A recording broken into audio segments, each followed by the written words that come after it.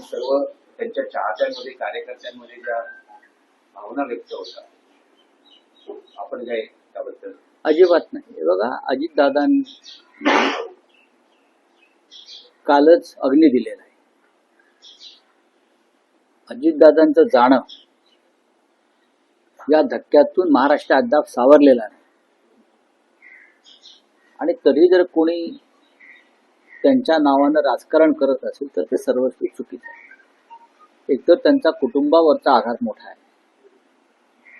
त्यांचे जे तळागाळाचे कार्यकर्ते ते सोडून द्या, ते मंत्री बिंत्री वगैरे ते त्यासाठी झालेले असतात, बरं का. तळागाळाचा कार्यकर्ता जो आहे, सामान्य माणूस आहे, ज्यांचा अजितदादांशी अनेक कारणांना संबंध आला, त्यांना बसलेला धक्का हा महत्वाचा आहे. अशा वेळेला राजकीय चर्चा करणं पुढले 15 दिवस, किमान 15-20 दिवस, हे सर्वस्वी अमानुष आहे. आणि हे सगळे विषय त्यांच्या पक्षातले, पक्षांतर्गत आहे. आणि अशा पक्षांतर्गत विषयावरती या क्षणी आम्ही बोलणं हे योग्य नाही, किंवा त्यांच्या कुटुंबाच्या संदर्भात काही निर्णय असतील त्याच्यावरती आम्ही मत व्यक्त करणं हे योग्य नाही. कारण आपण पाहिलं असेल, कारण कुटुंब पूर्णपणे कोलमडून पडलेलं आपण पाहिलं असेल. त्या पवार कुटुंबातला प्रत्येक घटक, त्याच्या डोळ्यामध्ये अश्रू आणि हुंके होते. राजकारणाचा विचार करायला आता कोणाकडे वेळ आहे? स्थिरस्थावर झाल्याशिवाय सगळं कोणी बोलणार नाही या विषयावर. आणि तुम्ही असे प्रश्न विचारून त्या विषयाला फाटे फोडू नका. सुनेत्रा पवार यांनी नेतृत्व स्वीकारलं. आता मी काय बोललो? नाही, आता मी कोणत्या विषयावर बोललो की ह्या विषयावरती आता बोलणं हे अमानुष आहे. जर कोणी हा विषय काढला असेल तर ते माणुसकी शून्य लोक आहेत. मग त्यांच्या पक्षातले मंत्री असतील किंवा आमदार असतील. त्या बाईने आपला पती गमावलेला आहे, कुटुंबाने एक कर्ता पुरुष गमावलेला आहे, तिच्या डोळ्यामध्ये अजून अश्रूच्या धारा वाहत आहे. अशा वेळेला तुम्ही कोणी नेतृत्व करावं ह्याच्यावरती आता पत्ते आणि डाव खेळत असाल तर ते अमानुष आहे. म्हणजे त्याच्यावरती मी बोलणार नाही. आता रावसाहेब, काल तुम्ही एक मागणी केली की जो अपघात झाला त्याची सखोल चौकशी करण्यात येईल. मी 2 मागण्या केल्या, त्या अराजकीय आहेत. ज्या पद्धतीनं DGC, director general of civil एव्हिएशनच्या अंडर ही सगळी विमानांचं काम असतं, पायलट्स, मेंटेनन्स, वैधता अवैधता, अशा अनेक गोष्टी असतात. त्याच्यावरती DGCचं नियंत्रण असतं. आणि गेल्या काही काळामध्ये अशा अनेक विमानांच्या अपघातामध्ये प्रमुख लोकांचं निधन झालेलं आहे. काही कमर्शियल फ्लाईट्स कोसळले. अहमदाबाद एअर इंडियाचं फ्लाईट कोसळलं, 300च्या आसपास लोकांचा मृत्यू झाला. त्यात ते गुजरातचे माजी मुख्यमंत्री विजय रुपाणी यांचं निधन झालं. कुटुंब जळून खाक झाले. अशा वेळेला तुम्ही फक्त असं एखादा अपघात झाल्यावर चौकशी करण्याची घोषणा करतात. त्या चौकशीच्या पुढे काय होतं? बारामती एअरपोर्टला रडार नव्हतं अशी माझी माहिती आहे. ATC नव्हतं, कोणतीही यंत्रणा नव्हती. एक एअर स्ट्रीप होती आणि विमानं उतरत होती VIPची. हे जर खरं असेल तर त्याला जबाबदार DGC आहे.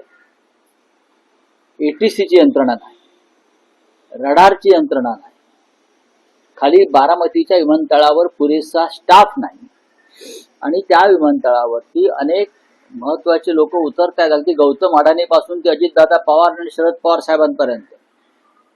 मग अशा अपघाताला जबाबदार कोण? मग अशा अपघातांची सगळ्यात चौकशी होणं गरजेचं आहे ना. आम्ही महाराष्ट्राचा एक महत्वाचा माणूस त्यात गमावलेला, अजित पवारांचा. याची जबाबदारी DGCला घ्यावी लागेल. अशा प्रकारचे एअर स्ट्रीप किंवा विमानतळ तुम्ही चालू कशी देता? वैमानिक आकाशामध्ये घिरट्या मारत होता विमान घेऊन, आणि त्याला उतरण्याची संधी मिळत नव्हती. आणि तरी त्याने विमान लँड केलं. याच्यावर त्याला कोणी संदेश दिलाय का लँड करा म्हणून? व्हिजिबिलिटी नाही म्हणतायत, एटीसीची यंत्रणा नाहीये तिकडे. पहा ना जाऊन तुम्ही, एटीसीची यंत्रणा नाही, रडार व्यवस्था नाही. ज्या ज्या गोष्टी विमान संचलनासाठी आवश्यक असतात त्या बारामती विमानतळावर नसतील किंवा महाराष्ट्रामध्ये देशामध्ये अन्य विमानतळावर नसतील तर डीजीसीए काय करतात? हा प्रश्न उपस्थित कोणाच्या मनात का होऊ नये? व्हायलाच पाहिजे ना. आणखी एक मागणी केली. अनेक नेत्यांनी मांडल्या, त्यातली एक महत्वाची आठवण पुण्यातील स्थानिक नेते अंकुश ठाकरे यांनी व्यक्त केली. त्यांनी सांगितलं की त्यांना अजितदादांनी सांगितलं होतं की आपण शरद पवारांच्या जवळचे आहात, आपण श्रीनिवास पाटील, विठ्ठल अशी व्यक्ती, तर तुम्ही शरद पवार साहेबांना सांगा की दोन्ही राष्ट्रवादींचं एकत्रीकरण व्हायला पाहिजे. अजितदादांची इच्छा होती. या विषयावर त्याला बरोबर, मी मगाशी म्हणालो की या विषयावरती आता चर्चा करणं योग्य नाही. आत्ता याला काही काळ जावं लागेल. या अनेक विषयात माझ्याकडे सुद्धा माहिती आहे आणि मी याच्यावरती भाष्य केलेलं आहे. माननीय शरद पवार साहेबांशी सुद्धा किंवा सुप्रिया ताईंशी याच्यावरती आमची अनेकदा चर्चा झालेली आहे. पण आत्ता त्याच्यावरती चर्चा करण्याची ही वेळ नाही. वेळ द्यावा लागेल, थांबावं लागेल. राजकारण कोणासाठी थांबत नाही जर खरं असलं तरी झालेला आघात हा असह्य आहे. तुम्ही म्हणालात की 2 मागण्या केल्या, त्यातली एक मागणी तुम्ही अपघाताच्या चौकशीची सांगितली, दुसरी मागणी तुमची काय? दुसरी मागणी अशी आहे की अजितदादा पवार यांना भारतीय जनता पक्षाकडून, नेत्यांकडून, सगळ्यात सर्वपक्षीय सर्वमान्य नेते होते, श्रद्धांजली वाहिली जाते. अजित पवारांना श्रद्धांजली वाहण्यासाठी 5 जाहिराती दिल्या एका दुसऱ्या पक्षानं, सरकारनं नाही तर भाजपनं. हे कौतुकास्पद आहे की आपल्या एका आघाडीतल्या सहकार्यासाठी अशा प्रकारे श्रद्धांजली वाहणं महाराष्ट्रभरात हे कौतुकास्पद आहे. पण याच भारतीय जनता पक्षानं दादांवरती 70,000 कोटीचा सिंचन घोटाळ्याचा आरोप केला आणि त्यातलं काहीच ते सिद्ध करू शकले नाही. तो सगळा आरोप प्रधानमंत्र्यांनी केला, भाजपने केला, देवेंद्र फडणवीस यांनी केला. माझी अशी विनंती आहे, ही मागणी माझी विनंती आहे, दादांवर जर खरोखर आपलं प्रेम असेल भाजपचं, जे आपण जाहिराती दिल्या, तर दादांवरील जे आरोप आपण भाजपने केले, प्रधानमंत्र्यांनी केले, ते आरोप तुम्ही मागे घ्या. तीच त्यांना खरी श्रद्धांजली ठरेल. ही राजकीय मागणी आहे, यात राजकारण नाही. हे आमचं दादांवरचं प्रेम आहे. आम्ही सुद्धा तडफडलो की दादांवरती असे आरोप करून तुम्ही काय मिळवलं. बरं, असे आरोप ते भुजबळांवरती केले, भुजबळ निर्दोष सुटले. प्रफुल्ल पटेलवरती केले, आमच्या पटेलांवर केले, ते निर्दोष सुटले. सगळ्यांवरती आरोप करून निर्दोष सुटले. आमच्यावरती आरोप केले, आम्ही तुरुंगात गेलो. उद्या भविष्यामध्ये कोर्ट आम्हालाही सोडेल. पण अजितदादा आपल्यात नाहीये. नुसता श्रद्धांजली आणि जयंत्यांच्या वेळेला श्रद्धांजली वाहू नका. त्यांच्यावर जे तुम्ही आरोप केले होते 70,000 कोटी, खळबळजनक आरोप प्रधानमंत्र्यांनी केला, देवेंद्रजींनी केला, ते आरोप तुम्ही आता विनाअट मागे घेतले पाहिजे की आरोप खोटे होते. तीच अजितदादांना खरी श्रद्धांजली ठरेल. यात मी काही चुकीचं बोलत नाही. यात राजकारण नाही. कसलं कोर्ट बिर्ट, कुठली केस आहे कोर्टामध्ये? कुठली केस आहे कोर्टामध्ये सांगा ना. मागे घ्या, सरकारने टाकली असेल ना. आरोपच खोटा आहे. त्यांच्यावरचे आरोप खोटे असल्यामुळेच तुम्ही त्यांना मिनिस्ट्रीमध्ये, कॅबिनेटमध्ये घेतलं ना. त्यांच्यावरचे आरोप हे बकवास, खोटे, बनावट असल्यामुळे त्यांना तुम्ही तुमच्या मंत्रिमंडळात घेऊन माझे जवळचा मित्र, सहकारी, खंदा सहकारी वगैरे आता जे म्हणताय ते कशा करता? किंवा प्रधानमंत्र्यांनी श्रद्धांजली वाहिली, उत्कृष्ट प्रशासक, पारदर्शक राजकारणी वगैरे वगैरे, आणि गृहमंत्र्यांना खास सरकारतर्फे पाठवलं ना त्यांना श्रद्धांजली व्हायला, किंवा भाजपचे अध्यक्ष आले नितीन नवीन, याचा अर्थ ते निर्दोष आहेत म्हणून तुम्ही आलात. मग अशा निर्दोष व्यक्तीवरती केलेले आरोप मागे घेणं ही त्यांना खरी श्रद्धांजली आहे. बोला. चंद्रपूरच्या 3 नगरसेवकांचा अपहरणाचा प्रयत्न हा सह्याद्री आपल्या समृद्धी हायवेवर झालेला पाहिजे. धमकी देखील दिली गेली. हे चंद्रपूरचं राजकारण आणि चंद्रपूरचं कशाला, महाराष्ट्राचंच राजकारण या पद्धतीनं चाललेलं आहे. अद्याप मुंबईचा महापौर निवडला जात नाही. का निवडला जात नाही? तारखा पुढे पुढे जात आहेत. आता अजितदादांच्या जाण्याच्या निमित्तानं काही करतात, ही दादा गेले अमुक गेले, हे सगळं बकवास आहे. यांच्यामध्ये अजून मतभिन्नता आहे. समित्यांचं वाटपाची चर्चा अडकलेली आहे. कोणी कोणत्या समित्या घ्याव्यात बरं का, त्याच्यावरून त्यांच्यामध्ये एकमत होत नाही, म्हणून ते महापौर पदाची निवडणूक पुढे ढकलत आहेत. लक्षात घ्या, हे असं राजकारण आहे महाराष्ट्रामध्ये. निवडणूक घ्या ना महापौर पदाची. नगरसेवक निवडून आलेले आहेत, त्यांना सभागृहात येऊ द्या, त्यांचा कार्यकाळ सुरू होऊ द्या. पण तुम्ही अजूनही थांबलेला आहात, कारण भाजपा आणि शिंदे गटामध्ये महापालिकेतले सत्तेचं वाटप हे अडकून पडले आहे. मुखपत्र सामनामध्ये जी बातमी आहे ज्यात असं म्हटलं आहे की या विधिमंडळ अर्थसंकल्पीय अधिवेशनात नवा कायदा आणण्याच्या हालचाली सुरू आहेत, ज्यात विरोधी पक्षनेते पदासाठी आमदारांची संख्या निश्चित केली जाईल. बघा, हे शिवसेनेला किंवा विरोधी पक्षांना विरोधी पक्षनेतेपद मिळू नये यासाठी चाललेले डावपेच आहे. अत्यंत घृणास्पद असं एक कृत्य आहे की विरोधकांना विरोधी पक्षनेतेपद, ज्याला कॅबिनेट दर्जा असतो, विधान परिषदेत सुद्धा मिळू द्यायचं नाही आणि विधानसभेत मिळू, याला हलकटपणा म्हणतात. आणि या हलकटपणामध्ये जे सामील झालेले आहेत ते महाराष्ट्राची बदनामी करतात लोकशाहीच्या दृष्टीने. देवेंद्र फडणवीस असतील, पण ते अर्थात मोदींचे चेले आहेत किंवा अमित शहाचे चेले आहेत, त्यांच्याकडनं काय अपेक्षा करणार तुम्ही? ज्या प्रजासत्ताक दिनाच्या सोहळ्यामध्ये ज्या सरकारनं विरोधी पक्षनेते राहुल गांधी आणि मल्लिकार्जुन खरगे यांना मागच्या रांगेत नेऊन बसवलं, त्यांच्याकडून तुम्ही विरोधी पक्षाचा सन्मान राहील ही काय अपेक्षा करताय? महाराष्ट्रात पण तेच होत आहे. चला, थँक्यू. सर्वेक्षण क्या हिंदी में क्या आपका? आपला पक्ष कोणासोबत असणार? कारण काँग्रेसही दावा करताय की आम्ही ठाकरेंच्या शिवसेनेसोबत संपर्क साधतोय. जोरगेवार असं म्हणतायत की ठाकरेंच्या शिवसेनेचे नगरसेवक चंद्रपूरमध्ये आमच्यासोबत आले आणि आम्ही सत्ता स्थापन. आता जोरगेवार काय म्हणतात मला माहित नाही. जोरगेवारी आता भाजपचे हस्तक म्हणून काम करतायत, बरोबर आहे. पण मी इतकंच सांगेन, विजय वडेट्टीवार आणि शिवसेनेमध्ये सकारात्मक चर्चा झालेली आहे, एवढंच मी सांगू शकतो. भारतीय जनता पक्षाबरोबर जाण्यासंदर्भात जर भारतीय जनता पक्ष म्हणत असेल तसं, तर ते हवेत तीर मारतात. या क्षणी भारतीय जनता पक्षाबरोबर आमची कोणतीही चर्चा अद्याप झालेली नाही. हा, काँग्रेस बरोबर झालेली आहे.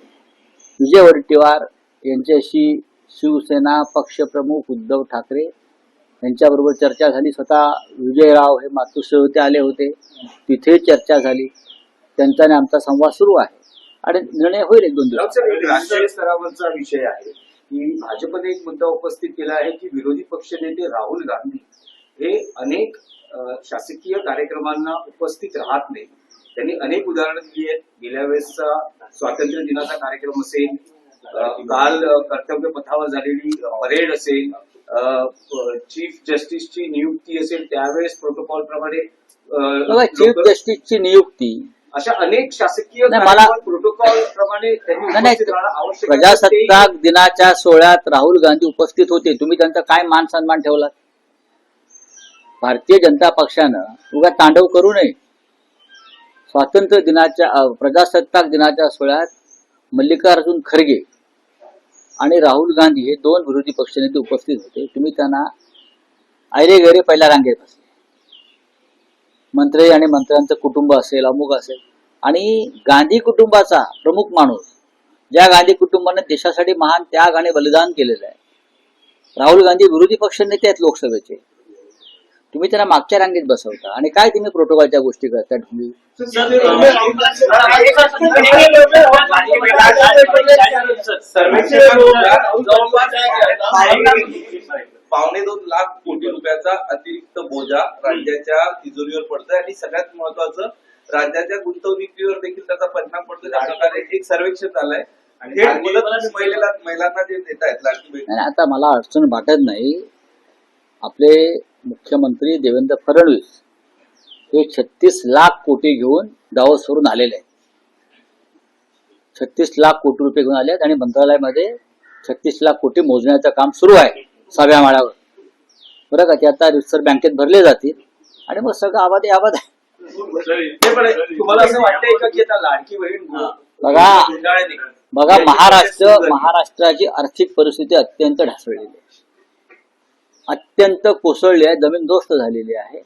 आणि लोकप्रिय योजनांच्या नावाखाली राजकीय स्वार्थ साधण्यासाठी सरकारी तिजोरीची लूट महाराष्ट्राचं अर्थव्यवस्था रसातळाला घेऊन जात आहे. एवढंच मी सांगेन. सर, राहुल गांधी को और बजरंग पटेल को राष्ट्र कर्तव्य में बिठाया गया था, इस पर क्या कहना है? नहीं, मैंने पहले भी कहा है, ये सरकार जो है चाहे महाराष्ट्र की हो या चाहे केंद्र की हो, नेता प्रतिपक्ष के बारे में जो उनका रवैया है ये लोकतंत्र के लिए ठीक नहीं है.